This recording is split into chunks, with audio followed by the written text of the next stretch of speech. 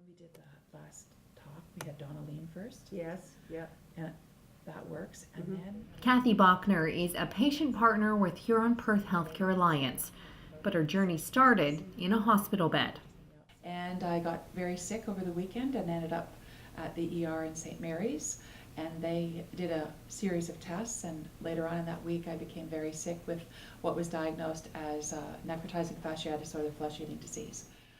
It was a thank you book to ICU staff that caught the attention of Diane Gaffney. And Diane Gaffney saw that book and called me and wondered if I would be interested in becoming a patient partner initially on the patient experience committee. And I was so honored to be able to use some of that long experience in the hospital to do something meaningful and purposeful and positive with that experience. Patient partners like Kathy are part of HPHA's strategy to have people with lived experience at the planning table. We embarked on a project back in 2011 that was looking at developing unit action councils throughout our 4 sites here in the Alliance. So we developed 15 of them all together, and we actually did a research project with half of them involving a patient and a family member of another patient on the council as full members, working alongside with the members of the healthcare teams on those units. And the purpose of those councils was exactly that, to listen to not just the voice of the patient, but also the voice of the staff, address issues that were concerns that we could address to improve care in a patient-centered way on the units. We also have a patient experience steering committee that we have patient and family members on. We have included them now on short-term projects as well. Patient partners have helped tackle issues with transitions from surgery to home care and wait times for blood to be analyzed in the cancer clinic.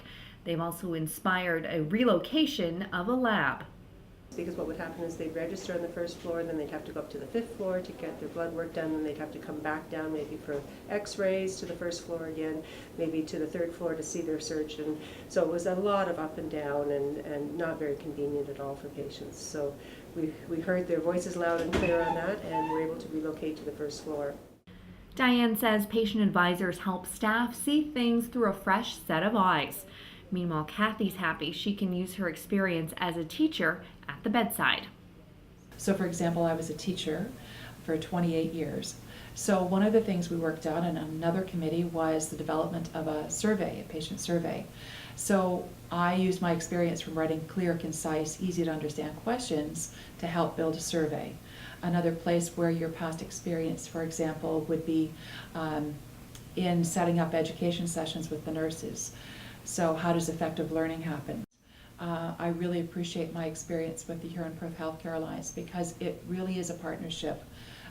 Your ideas are sought out and they're respected and discussed, and it's really a collegial experience, and it's very positive.